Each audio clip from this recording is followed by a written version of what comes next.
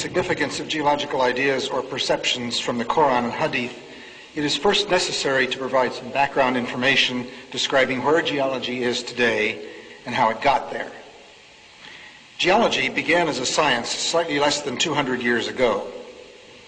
Although various geological perceptions date back to Aristotle over 2,000 years ago, these perceptions were never integrated into an identifiable science until James Hutton recognized the implications of the now famous angular unconformity at Siccar Point in western Scotland in 1788. The Earth's crust was deformed, and these sediments, now cemented into rock, were tilted, and a plain was developed by erosion across their upturned edges. More sediments, a minimum of 2,100 meters thick, accumulated on this plain and in the course of time were cemented to form rock. Erosion of this thick series of rocks, which is still in progress at the present time, has cut a deep canyon through these rocks, exposing the evidence of their history. This deeply eroded land surface is essentially the only land surface that human beings have ever seen. But what a magnificent history is revealed. The vastness of this history is clearly demanded by the logical implications of the angular unconformity. This evidence that the Earth had a long history far beyond the memory of man was the basis for the science of geology. In the 2 centuries since Hutton saw and understood his angular unconformity in Scotland, geologists have been busy unraveling this history. The unraveling was helped by several additional fundamental but simple ideas. First, shells, bones, and plant remains found in rocks were recognized as records of life of the past. By the early 1800s, it was further recognized that the record of life in the rocks was different than it is today, and that the further back in time one went, that is, in lower and lower layers in the sequences of layered rocks, the more different the fossil record became. Thus, an empirical succession of geological ages was established. Each age was characterized by different assemblages of fossils found in the rocks. What do the Quran and Hadith say about all of this?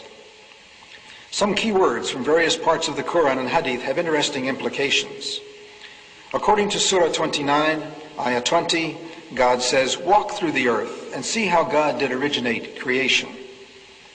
The story that I have just presented is the product of thousands of geologists walking through the earth, observing and thinking about their observations, primarily since the early 1800s. Next slide. Surah 79, Ayah 31, discussing creation and the earth, states, "He draweth out therefrom its moisture."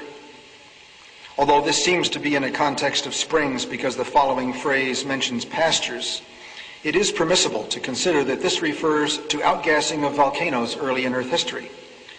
Volcanic gases include large amounts of water vapor and carbon dioxide. We believe that volcanoes early in Earth's history were the sources for the oceans and the atmosphere, an understanding only reached within the last century. Next slide. Surah 79, Ayah 32 states, also in the context of creation, "And the mountains hath he firmly fixed." Similar mention of mountains is found in several other surahs. It is permissible to interpret this to imply that mountains are rooted and that modern geophysics has established deep crustal roots for the axial parts of mountain systems at converging plate boundaries. Several surahs mention geological perceptions tied to earthquakes. Next slide. Surah 86, Ayah 12, in a context of predicting happenings on the Day of Judgment, states, "And by the earth, which has faults." And Surah 67, Ayah 16, next slide, in a context of punishment for unbelievers, states, "Are you sure that God will not cause you to be swallowed up by the earth when it is turbulent?" It is permissible to interpret these surahs as evidence of the awareness of great faults within the earth and of a turbulent interior, parts of the recent developments in plate tectonics. Other surahs seem to refer to changing dimensions of continents. Next slide. In a context of creation, Surah 70, Ayah 30 says, "And the earth here in the sense of continents, moreover, hath he expanded. Next slide. Surah 13, ayah 41, in a context referring to the power of God, states, see they not that we gradually reduce the continents?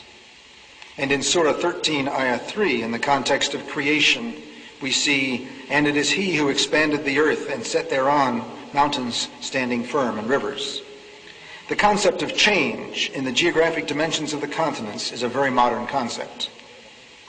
Perhaps the most intriguing thoughts are from a hadith in Sahih Muslim, where Muhammad states as one of the signs of the coming of the Day of Judgment, next slide, that Arab areas will return to being fertile and green and with rivers. The archaeological and geological evidence that they once were green and will become green again is less than a century old. I have been asked, could Muhammad personally have known these things? The answer of a cautious scientist is, it is not impossible, but it would require a very sophisticated awareness of natural history. The Middle East has been and still is one of the more earthquake-prone parts of the world. Oral tradition may have mentioned fractures opening during earthquakes, and certainly the earth trembles as if its interior were turbulent on such occasions. In summary, the Islamic texts can be divided into three categories related to the past, the present, and the future. References to the past are expanding and shrinking of the earth, fixing of the mountains, deriving moisture from the earth's interior, and description of the past climate of the Arabian Peninsula. References to the present are the presence of great faults, a turbulent earth interior, and changing dimensions of the continents. References to the future are predictions about the return of better climatic conditions to the Arabian Peninsula. What is the significance of these statements made 1,400 years ago, long before the beginning of the new science of geology? We need research into the history of early Middle Eastern oral traditions to know whether, in fact, such historical events have been reported. If there is no such record, it strengthens the belief that God transmitted through Muhammad bits of his knowledge that we have only discovered for ourselves in recent times. We look forward to a continuing dialogue on the topic of science and the Quran in the context of geology.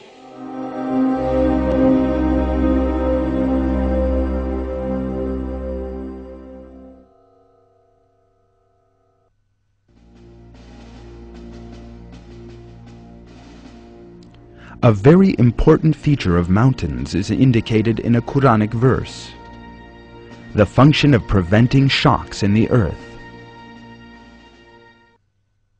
We placed firmly embedded mountains on the earth so it would not move under them.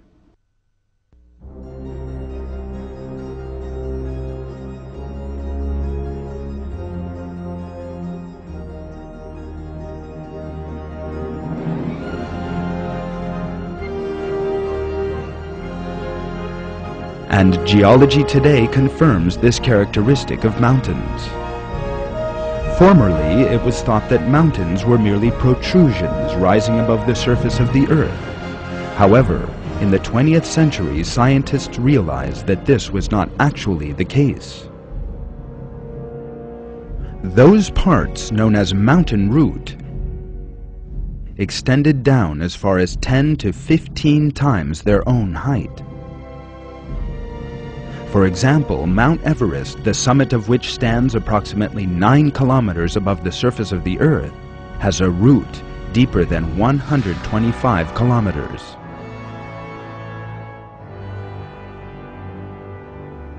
Mountains emerge as a result of the movements and collisions of massive plates forming the Earth's crust. When two plates collide, the stronger one slides under the other. The one on the top bends and forms heights and mountains. The layer beneath proceeds under the ground and makes a deep extension downwards. These extensions are the mountain roots. Thanks to their roots, mountains fix the Earth's crust. Therefore, they prevent any sliding over the magma layer or amongst the layers themselves, and also prevent major earth tremors.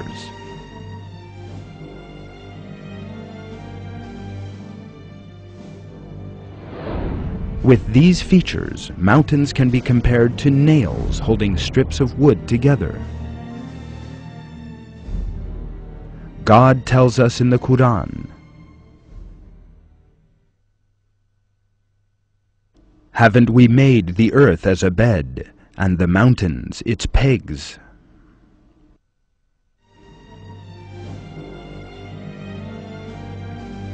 The fact that this function was revealed in the Quran at a time when it was unknown to anyone is another of this divine book's great miracles. Were it not for the fixing effect of the mountains, soil would not collect on the earth's surface, water would not accumulate in the soil, no plants could grow.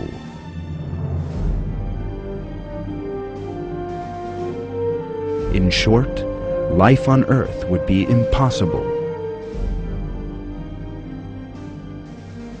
Through the mercy of God, however, the earth is capable of sustaining life.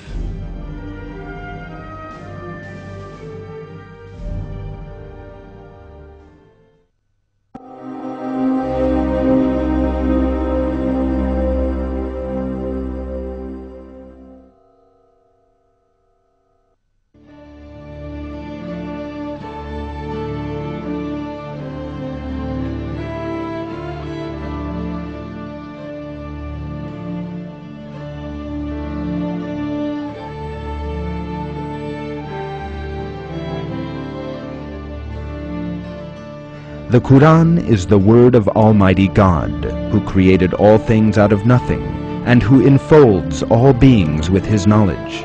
It is for these reasons that these facts that modern science has only recently discovered appear in the Quran, sent down 1400 years ago.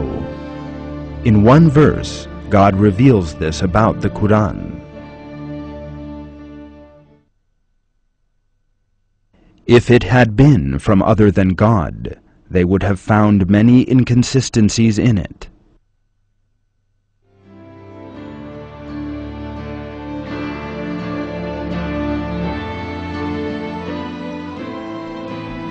There is no inconsistency in the Quran. Furthermore, the information within our holy book, the Quran, reveals new miracles with every passing day.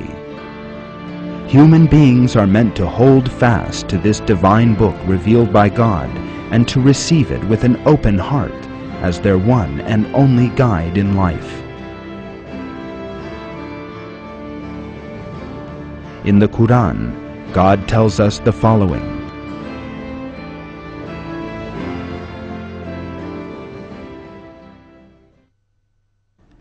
"And this is a book we have sent down and blessed. So follow it and fear God, so that hopefully you will gain mercy."